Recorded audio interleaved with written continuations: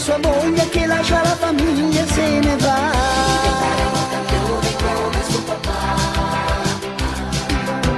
Per tutti grande meraviglia quando una medaglia